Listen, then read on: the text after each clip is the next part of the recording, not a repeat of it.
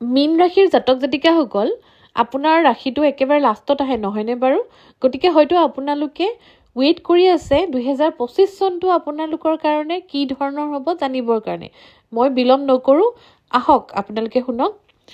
যিহেতু মংগল, শনি আৰু বৃহস্পতিৰ ৰাশি পৰিৱৰ্তন হ'ব, এই পৰিৱৰ্তনে আপোনাৰ জীৱনতো নানা চেঞ্জেছ লৈ আহিব। বছৰটোৰ আৰম্ভণিতে আপুনি অলপ সাৱধান হৈ চলক, কাৰণ আপোনাৰ এক্সিডেণ্টছ আদি হ'ব পাৰে, মানে সৰু সুৰা এক্সিডেণ্টো হ'ব পাৰে, বা গাড়ীৰ পৰা খুন্দা খাব পাৰে, বা আপোনাৰ মানসিক প্ৰব্লেমছো দেখিবলৈ পোৱা যায়, মানে ডিপ্ৰেশ্যন, এনজাইটি আদি হ'ব পাৰে। গতিকে এই সময়ছোৱা বছৰটোৰ আৰম্ভণিতে আপুনি অলপ নিজকে কেয়াৰ ৰাখিব। যিসকল ষ্টুডেণ্টছ হয় তেওঁলোকে কম্পিটিটিভ এক্সামৰ প্ৰিপেয়াৰ যদি কৰাৰ কথা ভাবিছে, তেতিয়াহ'লে তেওঁলোকে ভাল ৰিজাল্ট পাব পাৰে।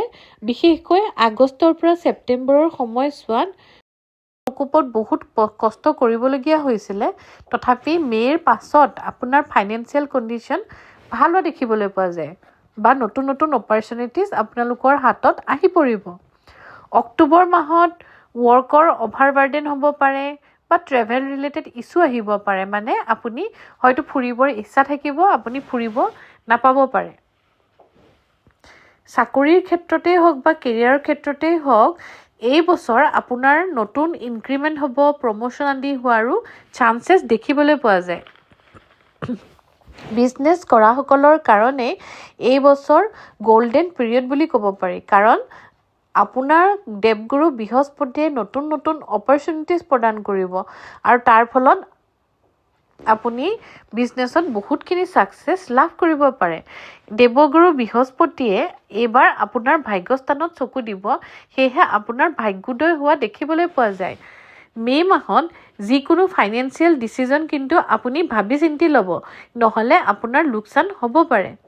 এই বছৰ আপোনাৰ কলিগৰ লগত মতানৈক্য হ'ব পাৰে।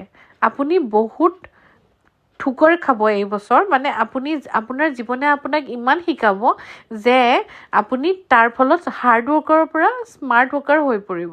মানে আপুনি এনে কিছুমান ট্ৰিক্স গম পাব, যাৰ ফলত আপুনি যথেষ্ট লাভান্বিত হ'ব।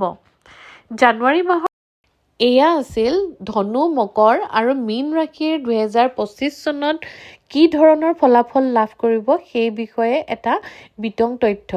যদিহে আপুনি এই ৰাশিৰ ভিতৰত পৰে আৰু আপোনাৰ মনত কিবা প্ৰশ্নৰ উদয় হৈছে, বা আপুনি নতুন কিবা প্লেনিং ভাবিছে, তেতিয়াহ'লে দেৰি কৰি নাথাকিব, পেন আৰু পেপাৰ লওক, আৰু লগতে মোৰ ইউটিউব চেনেলটো ছাবস্ক্ৰাইব কৰক, শ্বেয়াৰ কৰক, আৰু আপোনাৰ মনৰ যিটো প্ৰশ্ন সেইটো মোলৈ লিখি পঠিয়াওক।